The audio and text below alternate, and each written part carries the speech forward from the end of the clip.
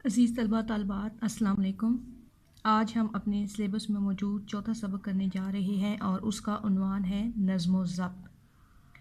तो सबसे पहले हम इस सबक के तारुफ़ पर आते हैं।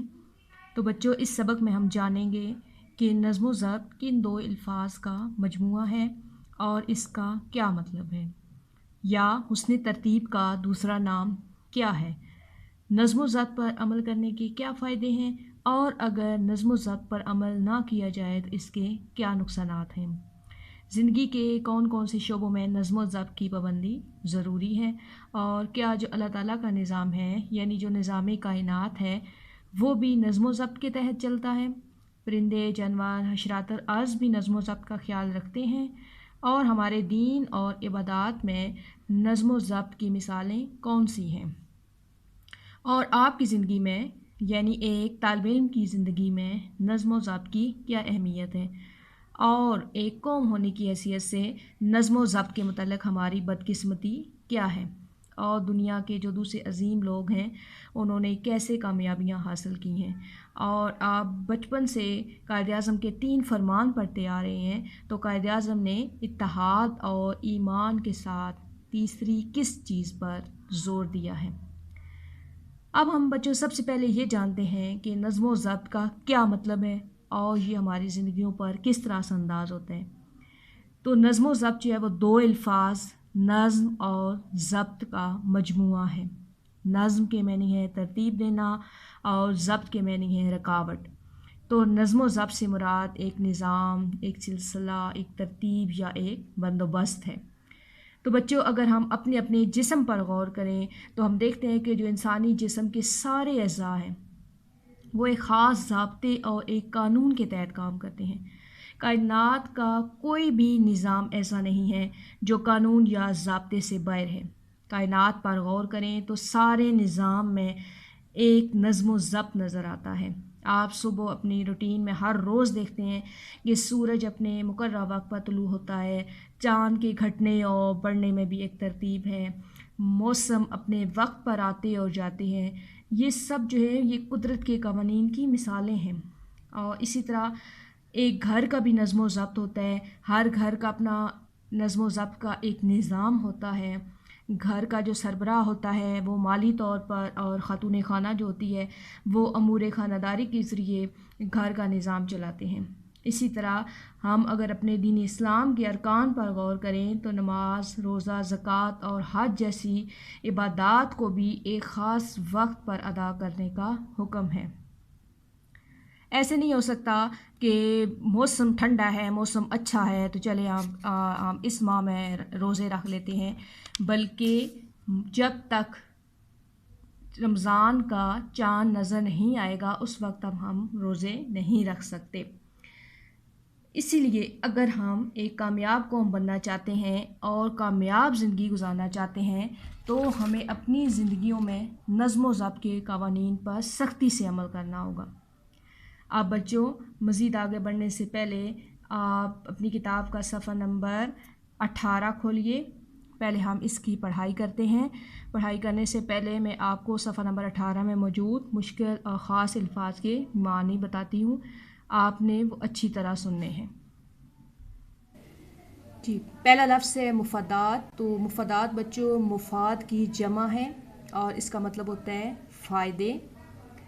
ख्वाहिशात जो है वो ख्वाहिश की जमा है, यानी जो हमारी तमन्ना होती है। नस्बुल ऐन का मतलब होता है आला मकसद या ख़ास मकसद। मुनज़्ज़म का मतलब होता है वो चीज़ या वो काम जो तरतीब से किया जाए। हुस्ने तरतीब, सलीके से कोई काम करना। बरअक्स का मतलब मैं पहले भी आपको बता चुकी हूँ। शार का मतलब होता है तरीका, और इंतशार का मतलब होता है बदनज़मी फैलना। आइए बच्चों, अब हम सफ़ा नंबर 18 की पढ़ाई करते हैं। नज़्म व ज़ब्त दो लफ्ज़ों नज़्म और ज़ब्त का मजमूआ है। ये दोनों अरबी ज़ुबान के लफ्ज़ हैं। नज़्म के मानी है लड़ी में पिरोना और तरतीब देना, जबकि ज़ब्त के मानी है रुकावट। इसका मतलब ये हुआ कि अपने कामों में किसी कानून और कायदे की पाबंदी करने का नाम नज़्म व ज़ब्त है। ذاتی مفادات اور خواہشات کو روک کر اپنی صلاحیتوں کو کسی اعلیٰ نصب العین کی خاطر منظم کرنا نظم و ضبط کہلاتا ہے۔ ہم یہ بھی کہہ سکتے ہیں کہ نظم و ضبط حسن ترتیب کا دوسرا نام ہے۔ جو لوگ نظم و ضبط کی پابندی کرتے ہیں ان کی زندگی اصول و ضوابط کے مطابق گزرتی ہے۔ ان کے ہر کام میں ایک سلیقہ اور ترتیب نظر آتی ہے۔ اس کے برعکس وہ لوگ جو نظم و ضبط سے عاری ہوتے ہیں ان کی زندگی میں کسی قاعدے یا قانون کی پابندی نظر نہیں آتی۔ ایسے لوگوں کی زندگی بے سلیقہ اور بے ترتیب گزرتی ہے۔ زندگی کے ہر شعبے میں نظم و ضبط کی پابندی ضروری ہے۔ وہ لوگ جو نظم و ضبط کو اپنا شعار بناتے ہیں ان کی زندگی سکون سے گزرتی ہے، جبکہ نظم و ضبط کی پرواہ نہ کرنے والوں کی زندگی بے سکونی اور انتشار کا نمونہ پیش کرتی ہے۔ زندگی میں وہی لوگ کامیاب ہوتے ہیں جو اپنے کام کی منصوبہ بندی کرتے ہیں اور وقت کو بہترین انداز میں صرف کرتے ہیں۔ نظم و ضبط کے بغیر زندگی میں کوئی کامیابی حاصل نہیں کی جا سکتی۔ نظم و ضبط کی پابندی کامیابی کی دلیل ہے۔ وہ لوگ جو نظم و ضبط کے عادی ہوتے ہیں کامیابی ان کے قدم چومتی ہے۔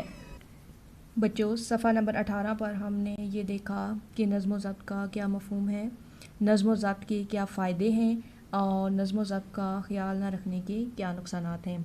آئیے اب ہم صفحہ نمبر 19 کی پہلے پڑھائی کرتے ہیں۔ پڑھائی سے پہلے صفحہ نمبر 19 میں موجود خاص اور مشکل الفاظ کے میں آپ کو معنی بتاتی ہوں۔ تغیر و تبدل کا مطلب ہے عدل بدل یا بدلنا۔ نظام فطرت کا مطلب ہے قدرت کا نظام۔ حشرات الارض زمین پر رینگنے والے کیڑے۔ اوقات وقت کی جمع۔ پنجگانہ 5 وقت کی۔ کارفرمائی عملداری یا عمل کرنا۔ یہ اب ہم اس صفحہ کی پڑھائی کرتے ہیں۔ اللہ تعالیٰ کا پیدا کیا ہوا نظام کائنات اپنے اندر ایک خاص ترتیب رکھتا ہے۔ سورج کا صبح وقت مقررہ پر مشرق سے طلوع ہونا اور وقت مقررہ پر مغرب میں غروب ہو جانا نظم و ضبط کی عمدہ مثال ہے۔ چاند کے گھٹنے بڑھنے میں بھی ایک ترتیب دکھائی دیتی ہے۔ اسی طرح موسموں کا تغیر و تبدل بھی ہمیں نظم و ضبط سکھاتا ہے۔ اس نظام فطرت سے انسان کو سبق ملتا ہے کہ وہ بھی اپنے ہر کام میں حسن ترتیب سے کام لے۔ پرندے، جانور اور حشرات الارض بھی نظم و ضبط کا خیال رکھتے ہیں۔ دن بھر دانہ دن کا چگنے کے بعد جب پرندے شام کو واپس اپنے گھونسلوں میں جاتے ہیں تو وہ ایک خاص ترتیب سے اڑتے ہیں۔ شہد کی مکھیوں کی زندگی کا مطالعہ کریں تو ہمیں معلوم ہوتا ہے کہ اس ننھی مخلوق کی زندگی کس قدر منظم اور باقاعدہ ہے۔ چیونٹی اگرچہ کمزور مخلوق ہے مگر کبھی آپ نے اسے چلتے دیکھا ہے؟ کیا مجال جو کوئی قطار کی خلاف ورزی کرتی نظر آئے۔ اونٹوں کو صحرا میں چلتے دیکھیے، ہر اونٹ سیدھی قطار میں دکھائی دے گا۔ ہمارا دین بھی ہمیں نظم و ضبط کا درس دیتا ہے۔ مقررہ اوقات میں نماز پنجگانہ کی ادائیگی نظم و ضبط کی عمدہ مثال ہے۔ ایک امام کی قیادت میں سب کا ایک ساتھ رکوع و سجود کرنا حسن ترتیب کا اعلیٰ نمونہ پیش کرتا ہے۔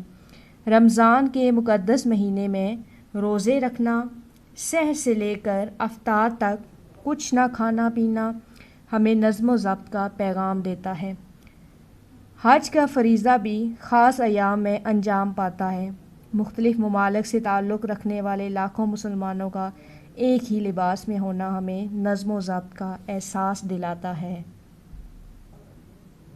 نبی کریم صلی اللہ علیہ وآلہ وسلم نظم و ضبط کو بہت اہمیت دیتے تھے۔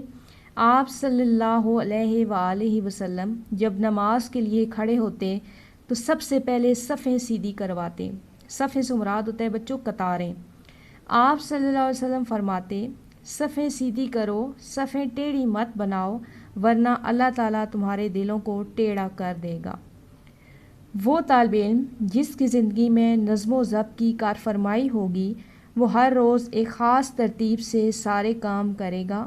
اس کے صبح جاگنے، نماز پڑھنے، ورزش کرنے، ناشتہ کرنے، اسکول جانے، واپس آنے، آرام کرنے، کھیلنے اور کام کرنے کے اوقات مقرر ہوں گے۔ نظم و ضبط کی پابندی نظم و ضبط کی وجہ سے اسے امتحان میں کوئی پریشانی نہیں ہوگی۔ اس کے برعکس ایک ایسا طالب علم جس کی زندگی میں نظم و ضبط نام کی کوئی شے نہ ہو، اس کے جاگنے، پڑھنے، کھیلنے، گھر کا کام کرنے اور ٹی وی دیکھنے کے اوقات مقرر نہ ہوں، امتحان کے وقت سخت پریشان ہو جاتا ہے۔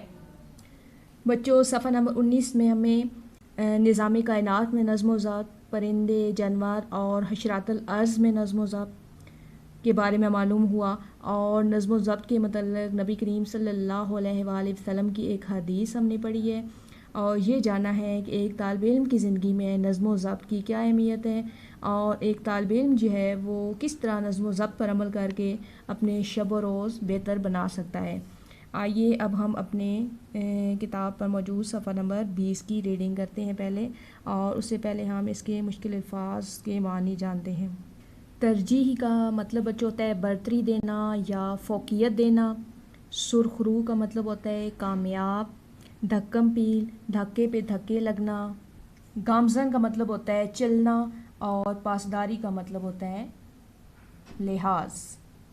آئیے اب ہم اس صفحے کی پڑھائی کرتے ہیں۔ یہاں ہم کھیل کے میدان کی مثال بھی پیش کر سکتے ہیں۔ وہ ٹیم جو بہتر نظم و ضبط کا مظاہرہ کرتی ہے، جس کے کھلاڑی ٹیم کے مفاد کو اپنے ذاتی مفاد پر ترجیح دیتے ہیں، وہ ہمیشہ کامیاب اور سرخرو رہتی ہے۔ اس کے برعکس نظم و ضبط سے محروم ٹیم کے مقدر میں شکست لکھ دی جاتی ہے۔ بدقسمتی سے ہمارے ہاں بعض اوقات بدنظمی کے مناظر دیکھنے کو ملتے ہیں۔ ایسا کرنے والے اپنے لیے بھی مشکلات پیدا کرتے ہیں اور دوسروں کو بھی مصیبت میں ڈال دیتے ہیں۔ مثال کے طور پر لوگ بس اسٹاپ یا ریلوے اسٹیشن پر کھڑے بس یا گاڑی کا انتظار کر رہے ہوتے ہیں۔ جو ہی بس یا ریل گاڑی آتی ہے، ہر کوئی اس میں داخل ہونے کی کوشش کرتا ہے۔ ہر کوئی گاڑی میں سب سے پہلے سوار ہونا چاہتا ہے۔ بحث و تکرار ہوتی ہے، دھکم پیل ہوتی ہے۔ اگر یہ لوگ آپس میں الجھنے کی بجائے نظم و ضبط سے کام لے کر قطار بنا لیتے تو کتنی آسانی ہوتی۔ دنیا کے عظیم لوگوں کی زندگی کا جائزہ لیں تو ہمیں معلوم ہوگا کہ ان عظیم ہستیوں نے نظم و ضبط کو سختی سے اپنائے رکھا۔ نظم و ضبط کی اس پابندی کے باعث انہیں کامیابیاں ملیں۔ ہمارے عظیم قائد محمد علی جناح کی زندگی نظم و ترتیب کی بہترین مثال ہے۔ آپ نے اپنے ایک فرمان میں اتحاد اور ایمان کے ساتھ جس تیسری بات پر زور دیا وہ یہی نظم و ضبط ہے۔ ہمیں قائد اعظم کے اس فرمان پر دل و جان سے عمل کرنا چاہیے۔